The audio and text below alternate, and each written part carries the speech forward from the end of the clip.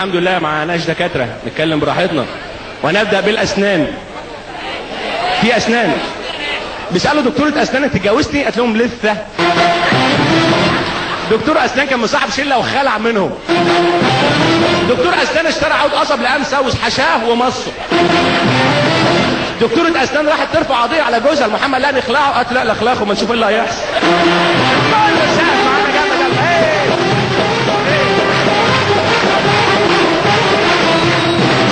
دكتور راح يتجوز، ام العروسه بتقول له بتشتغل ايه؟ الله دكتور اطفال. قالت له ما كملتش ليه يا ابني؟ دكتور اطفال اتجوز دكتوره اطفال، نزلوا خبر جوازهم في مجله ميكي. واحد بلغتنا خد ابنه وراح للدكتور، نص ساعه الدكتور طلع قال له البقيه في حياتك، ابنك توفى. قال له طيب جري. لا يابا انا ما متش. قالت على عينك، هتعرف احسن من الدكتور؟ بنقرا كتير في الجرايد على بعض الدكاتره الجراحين اللي بينسوا حاجات في بطن المريض، صح؟ راح يعمل عمليه عند الدكتور فتح له بطنه، راح مخيطه له، قال له انا اسف فوت عليا بكره نسيت المقص في بطنك معلش. فات عليه ثاني يوم فتح بطنه طلع المقص راح مخيطه له، قال له انا اسف فوت عليا بكره نسيت المشرط معلش. فات عليه ثاني يوم فتح بطنه طلع المشرط مخيطه له، انا اسف فوت عليا بكره نسيت الممرضه. فات عليه ثالث، ما ده له نقص. فات عليه فتح بطنه، انا اسف. قال له بقول لك يا دكتور ما تعملها لي بسوسته. ابو العرب عمل حادثه بعربيته وموت 50 واحد بالعربيه. الظابط الباحث بيحقق بيقول له ازاي ابو العرب تموت 50 بالعربيه؟ قال له نصيبها يا باشا، نعمل ايه؟ انا راكب العربيه بتاعتي سرعه 100 120، احط رجلي على الفرامل مفيش فرامل يا باشا، اعمل ايه؟ في اتنين واقفين على اليمين وفرح على الشمال، اخش في مين يا باشا؟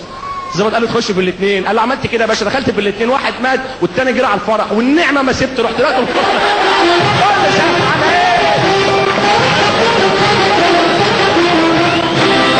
اتفقنا ان ابو العربي مصاحب واحد في اليابان، صاحبه اللي كان بيشرب معاه الشاي. فابو العربي سمع ان الياباني تعبان، سافر له اليابان، دخل عليه المستشفى، لقى اليابان نايم على السرير، ابو العربي قاعد جنبه على السرير، قال له الف سلامه، اشتم كده بالسلامه. الياباني قال له يوكاهامي. قال له يوكاهامي مين يا عم؟ سيبها لله، لا يوكاهامي ولا بتاع صحتك.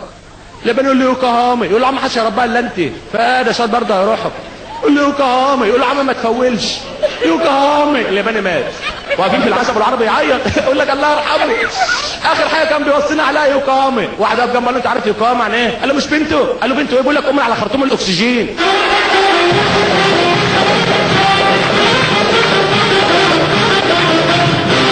هنيجي للسؤال التقليدي اللي بنقوله في كل حفله، من قلبي والله العظيم من قلبي وبالشده انا بحيي كل راجل متجوز ولسه عايش. والله العظيم بكررها في كل حفله، بس نفسي اروح حفله غلط الاقي شويه درام بتوع زمان، سؤال واجابه ما نخافش، مره واحده في حياتنا ما نخافش. كل راجل متجوز بصراحه حاسس ان هو اتظلم في جوازته، واللي حصل يسقف بدون خوف. في رجاله كتير سقفت انا بحييها، وفي رجاله خايفه وانا بحييهم برضه.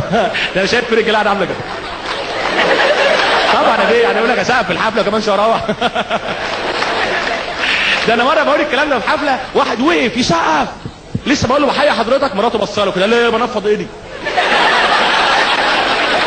اول حاجه الستات هم النص الحلو في حياتنا، ولولا هم ما كناش جينا، دي حقيقه. بس ليه الواحده وهي مخطوبه بتتغير بعد الجواز؟ ما لقيتش اجابه للسؤال ده. مره بقول الكلام ده في حفله، واحده وقفت قالت لي بقول لك ايه العيال بقى هرب العين ولا نتزوج؟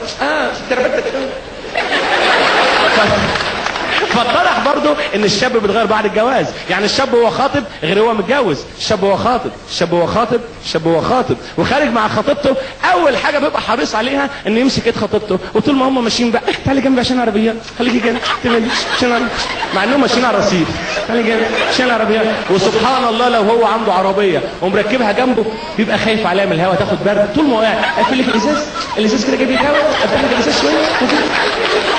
بعد الجواز يركبوا العربيات فكروا تقول الشباك لا كسروا الشباك، ياك يولع الشباك واللي عمله. بكره يا ماما جنب ايدك، ايدك وقفت جنبك ارفعها لفوق كده، اوه يا تنزلها بتاع.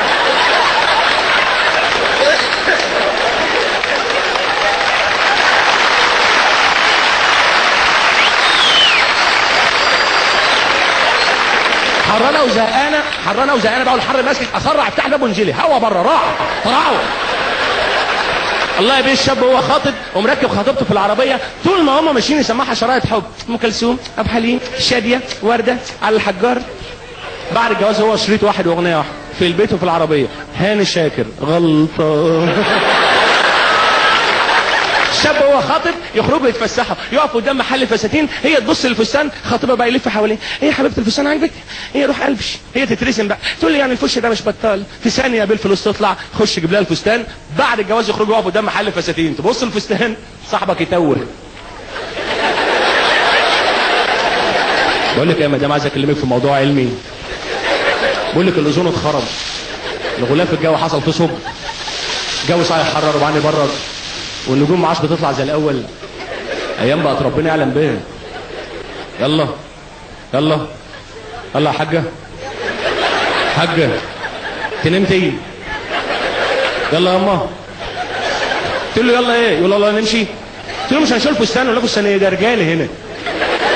قلت له رجالي؟ يقول لهم نلعب اطفال. قلت له انت نظرك ضعف؟ لا البركه فيك ربنا ينتقم منك، نظر ضعف. رحت بشوف، قلت له الفستان اهو، لا الفستان ده عاجبك؟ قلت له كده. يقول له خلاص ابقى اجيبك كل يوم تتفرج علينا هنا اهو. زي ما اتكلمنا على الشباب نتكلم شويه على الانسات. تربيه التاني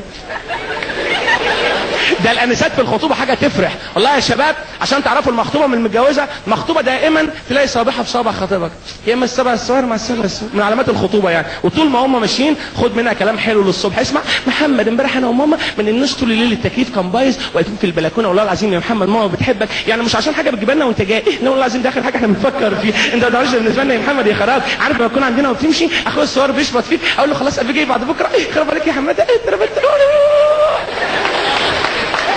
شوف بعد الجواز بسنه ده طفشان يا عيني، 20 متر قدام وهي ورا مش عايز يسمع منها حاجه. يلا اصلا عشان نروح متر، انتم طويل، ما احبش اخرج معاك في حته بيبقى يوم ربنا يعلم بيه عليا وعلى اللي جابوني. نكمل مال الجواز، ما انا كنت قاعد جنب امي عمال اكل واشرب، تقول لك ايه لازم نروح لماما. قال يعني ماما ما بتجناش. كانت لسه عندنا اول امبارح قعدوا الساعه 2 بالليل كلوا اكل الثلاجه فضت، ربنا ينسانا. طبعا مش كل الستات، في نوعيات ونوعيات. اللي يغيظك بقى بايه؟ ان اي عريس بيخطب بيروح زياره لخطيبته 7:30 8، هي من 1 الظهر، سيب كل حاجه وتتفرغ لحاجتين، مرايه وعلبه المكياج، وبقى بين اللي شفتهم بعد الجواز. الا وهي خارجه تلطعك ساعه تبقى لابس وهي واقفه. في الخطوبه بقى هي بقى شويه برفان، وبعدين شويه لا لا اي لاينر، وبعدين شويه كلودور، وبعدين شويه نيش، وبعدين بكر. ده اللي كان جاب لنا جنون البكر. بعد الجواز روح مستنيه ولا عبده.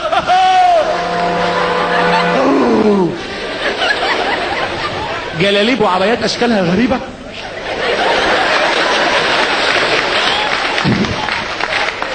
الشربات مربوطه من صباحه ربنا، ربنا اللي يعلم بربطتها. لا يا بيه يتفننوا، يعني الراجل يعني يفتح عينه الصبح يمين كده الربط، يتغدوا تروح مغيرها له شمال، تيجي بالليل تخلي الربطه قدام. طلع موضه حاجه اسمها بونيه مش عارف ايه. تخيل الراجل اللي يروح يفتح باب الشقه يخش بدل ما يلاقي منظر طبيعي قفص عصافير اللي قاعده مستنيه لابسه البونيه. مشكله في البونيه تحس انه جاي من عند العجلات، ليه بقى تلاقيها من فوق كده ونازل من ورا زي ليله الخروف، وعداله ريحه البصل دراكولا. وبناخد مقلب، ما بنعرفش الشعر الحقيقي اللي بعد الجواز بيومين ثلاثه، ليه؟ يكون اتغسل يرجع لاصله، تلاقي حاجات لفت وحاجات صداح مسكت في بعضها.